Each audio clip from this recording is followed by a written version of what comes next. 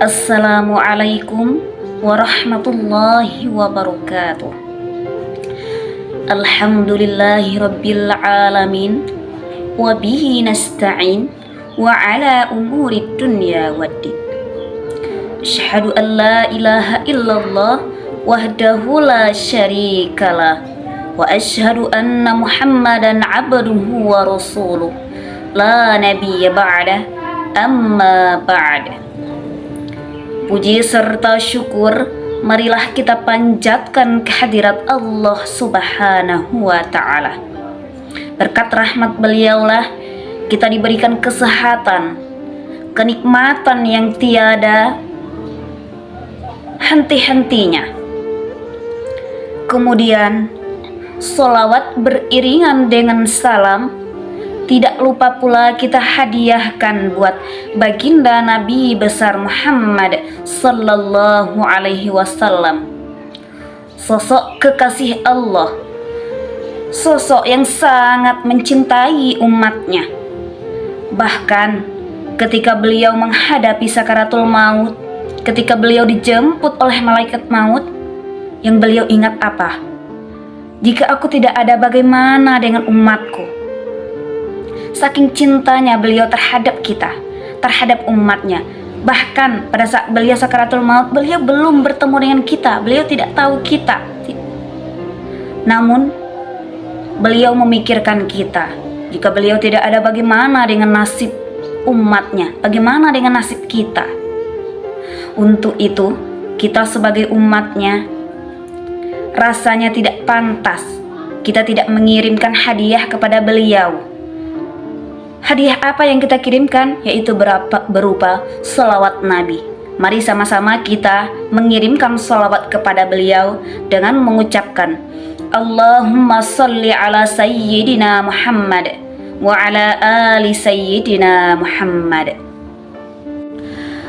Hadirin yang berbahagia, di dalam surat Al-Baqarah Allah berfirman, wa aqimus salata wa atuz zakah warka'u ma'ar raki'in, yang berarti kerjakanlah salat dan tunaikanlah zakat dan rukuklah bersama orang-orang yang ruku. Di dalam ayat tersebut sudah dijelaskan bahwa kita sebagai umat Islam, kewajiban kita bukan hanya membaca syahadat saja. Kewajiban kita bukan hanya sholat 5 waktu saja, melainkan ada kewajiban lain, yaitu membayar zakat. Zakat fitrah. Kapan dikerjakan zakat fitrah? Zakat fitrah dikerjakan pada bulan Ramadan sebelum dilaksanakannya sholat Idul Fitri. Di dalam surat At-Taubah sudah dijelaskan bahwa zakat itu untuk siapa? Nah, zakat itu hanya untuk 8 golongan orang yang berhak menerima zakat. Siapa saja orang yang berhak menerima zakat itu? Orang yang berhak menerima zakat itu adalah orang fakir, orang miskin, orang mu'allaf yang baru saja masuk Islam, maka berhak menerima zakat. Lalu siapa lagi?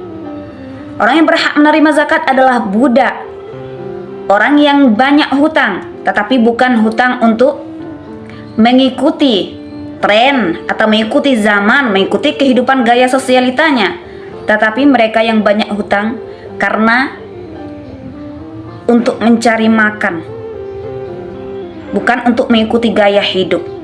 Lalu siapa lagi orang yang berhak menerima zakat itu? Orang yang berhak menerima zakat itu adalah orang yang berjuang di jalan Allah.